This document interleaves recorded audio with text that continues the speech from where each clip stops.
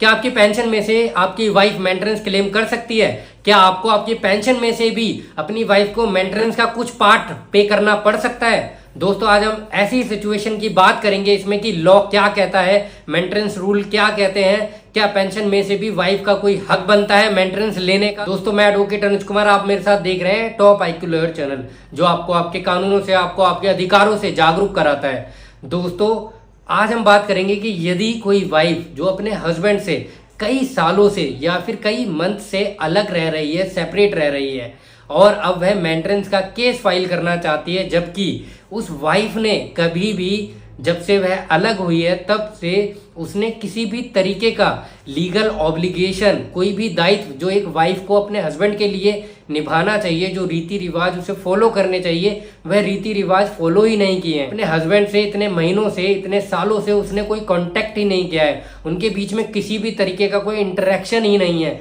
तब क्या ऐसी वाइफ मेंटेनेंस क्लेम कर सकती है? और क्या ऐसी वाइफ हस्बैंड की पेंशन में से मेंटेनेंस का ऑर्डर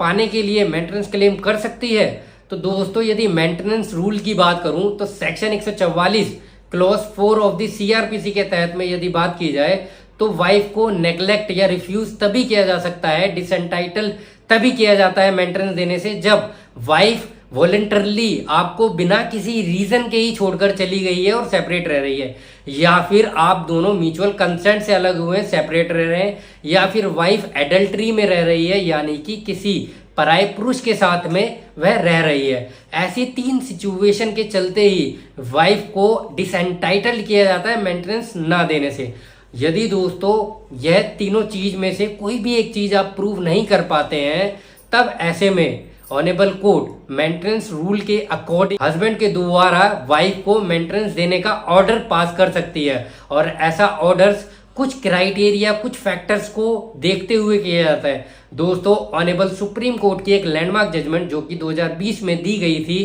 केस का नाम था Rajnish versus Neha and another. Case में ऑनेबल सुप्रीम कोर्ट ने कुछ फैक्टर्स को लेट डाउन किया है, गाइडलाइंस दी थी कि मेंटेनेंस को देने से पहले, मेंटेनेंस को डिसाइड करने से पहले इन सारे फैक्टर्स को ऑनेबल कोर्ट को देखना होगा। तो ऑनेबल कोर्ट यह देखती है कि दोनों पार्टीज का स्टेटस क्या है, फाइनेंशियली और सोशली दोनों का स्टेटस क्या है, उन दोनों की डिपेंडेंसी क्या है, क्या वाइफ और उसके चिल्ड्रन डिपेंडेंट है हस्बैंड पर,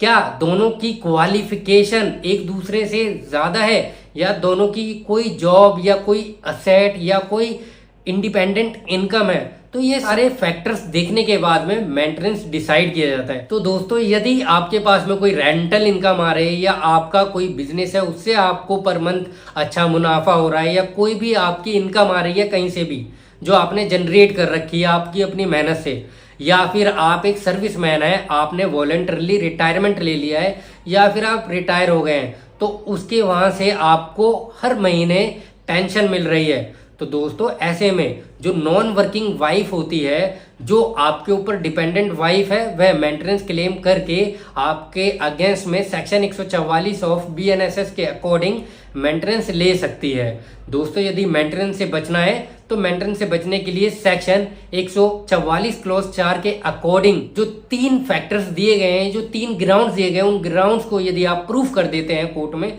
तभी आप नॉन वर्किंग वाइफ को या किसी भी वाइफ को मेंटेनेंस देने से बच सकते हैं। दोस्तों मैं आशा करता हूँ यह वीडियो आपको पसंद आई होगी और यह वीडियो आपके लिए बहुत ज़्यादा इन्फॉर्मेटिव साबित होगी। दोस्तों यदि आपने मेरे चैनल को सब्सक्राइब नहीं किया है तो चैनल को सब्सक्राइब करें, वीडियो को लाइक करें। हम मिलते हैं ऐसी ही इसी तरीके की लीगल वीडियो के साथ में, तब तक के लिए धन्यवाद।